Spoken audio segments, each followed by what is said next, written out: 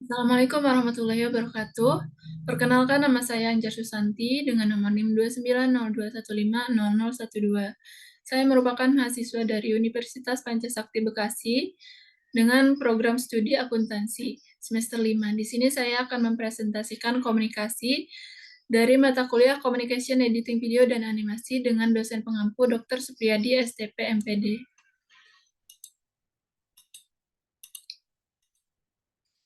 Komunikasi sama dengan menghubungkan dunia.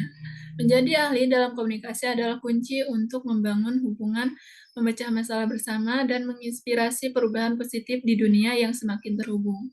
Di sini disebutkan bahwa komunikasi adalah kunci.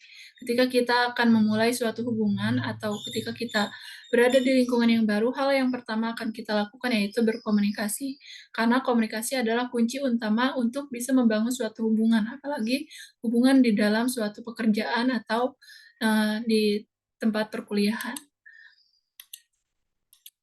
Lalu yang kedua yaitu ada pengertian komunikasi. Komunikasi adalah proses penyampaian dan penyampaian ide, gagasan, informasi, atau emosi antara individu atau kelompok melalui simbol-simbol dan bahasa yang dimengerti.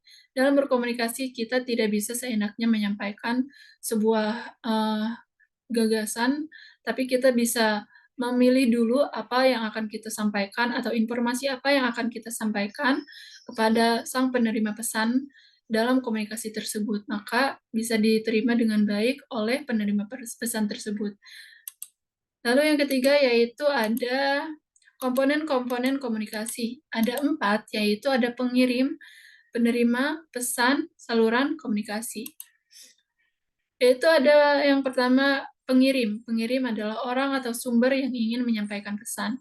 Sebagai pengirim berarti orang tersebut adalah sumber informasi bagi sang penerima. Maka bagi sang pengirim tersebut wajib menyampaikan pesan atau informasi. Pesan adalah informasi atau gagasan yang ingin disampaikan oleh pengirim. Dalam informasi tersebut kita bisa menyampaikan berdasarkan ide ataupun gagasan yang sudah kita pikirkan terlebih dahulu sebelum kita menyampaikan informasi tersebut. Lalu yang ketiga yaitu penerima. Penerima adalah orang atau kelompok yang menerima dan mencoba memahami pesan yang disampaikan. Lalu yang terakhir yaitu saluran komunikasi, cara atau media yang digunakan untuk menyampaikan pesan. Di zaman era modern ini, kita sudah banyak melalui berbagai hal perubahan positif, diantaranya yaitu media yang bisa kita gunakan untuk bisa berkomunikasi. Ketika kita akan berkomunikasi dengan orang yang tidak bisa kita temui secara langsung, maka kita bisa menggunakan media-media internet seperti media Zoom, misalkan media sosial lainnya. Banyak sekali media yang bisa kita gunakan untuk bisa tetap berkomunikasi. Selanjutnya ada di jenis-jenis komunikasi. Ada 3, yaitu ada verbal, non-verbal, dan massa.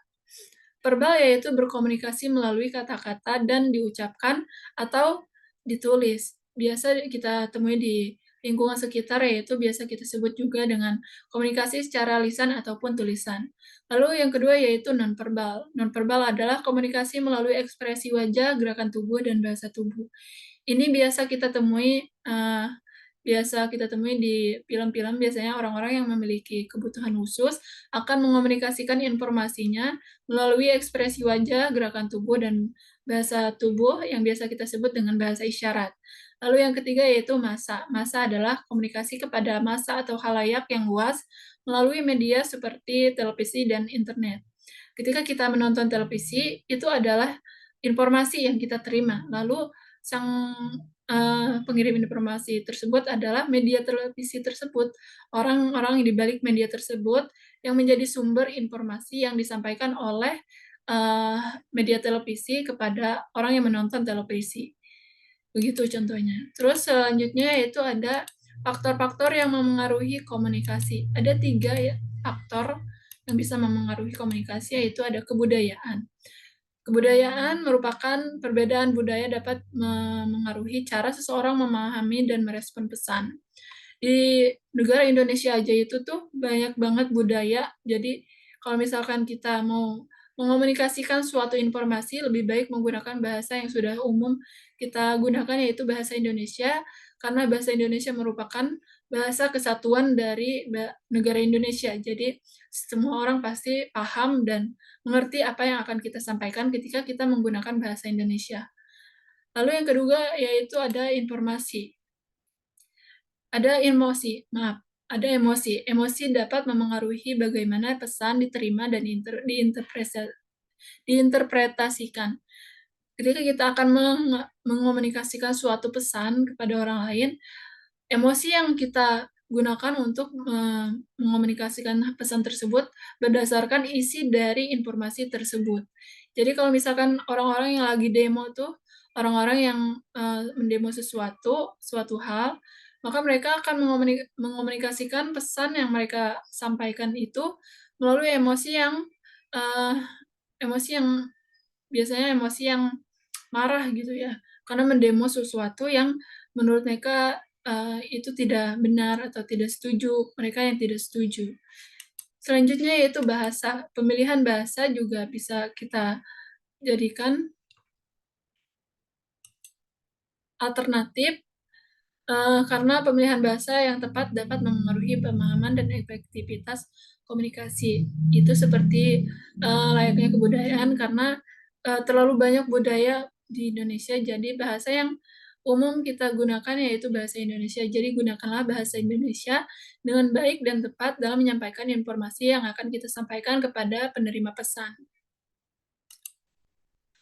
Di sini ada hambatan dalam komunikasi, ada 2, yaitu perbedaan bahasa dan prasangka dan stereotip. Yang pertama yaitu perbedaan bahasa. Terjemahan yang tidak akurat atau kesalahan bahasa dapat menghambat pemahaman. Ketika kita menemui suatu budaya, misalkan budaya Sunda dengan budaya Betawi, ketika dua budaya tersebut berkomunikasi, maka terdapat perbedaan bahasa yang signifikan dan bisa jadi orang-orang yang menerima atau mengirim pesan tersebut uh, lebih lebih sulit mengomunikasikan hal-hal yang akan mereka sampaikan, dan penerima pesan pun akan mungkin bisa menghambat pemahaman dalam pemikiran seorang penerima pesan tersebut. Lalu yang kedua yaitu prasangka. Stereotip yang salah, prasangka yang salah dapat memengaruhi persepsi dan menghambat komunikasi yang efektif. Jadi dalam mengomunikasikan suatu pesan dibutuhkan memang ide, gagasan, dan informasi yang jelas, yang tepat, dan tujuan juga harus tepat dikomunikasikan kepada siapa agar tidak memengaruhi atau menghambat komunikasi yang efektif. Lalu selanjutnya yaitu ada teknik-teknik efektif komunikasi. Ada 3, yaitu dengarkan dengan baik, gunakan bahasa yang jelas dan tepat, dan gunakan bahasa tubuh yang tepat. Lalu selanjutnya yaitu ada penerapan komunikasi dalam berbagai konteks. Ada 3, yaitu ada komunikasi bisnis, komunikasi keluarga, dan komunikasi antar budaya. Komunikasi bisnis merupakan komunikasi yang menggunakan komunikasi yang efektif untuk menjalin suatu bisnis yang sukses, karena ketika kita akan berbisnis, otomatis kita akan menjalin suatu hubungan yang panjang gitu ya. Nggak mungkin kan suatu bisnis akan terjalin hanya 1 bulan atau 2 bulan. Jadi perlu untuk kita memilah dulu informasi atau pesan yang akan kita sampaikan ketika kita akan berkomunikasi dengan lingkungan bisnis.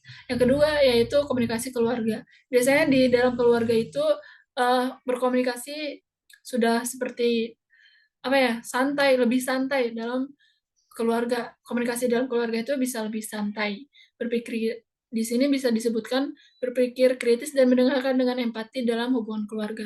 Karena di dalam hubungan keluarga itu kan udah bisa jadi seseorang itu udah sangat dekat lah dengan keluarganya. Jadi komunikasi yang mereka uh, sampaikan juga akan lebih mudah dan lebih santai. Ya, lalu yang ketiga yaitu komunikasi antar budaya, memahami dan menghargai perbedaan budaya dan komunikasi lintas budaya. Ketika kita menerima komunikasi dari budaya orang lain, maka kita wajib menerimanya dengan baik, meskipun kadang kita salah mempersepsikan, arah dari informasi yang dikomunikasikan. Tapi kita bisa menghargainya atau, memahaminya dulu dengan baik, lalu kita bisa memulai komunikasi itu dengan baik. Lalu saya sampaikan terima kasih kepada teman-teman semua yang telah menonton video ini. Kurang lebihnya saya mohon maaf. Wassalamualaikum warahmatullahi wabarakatuh.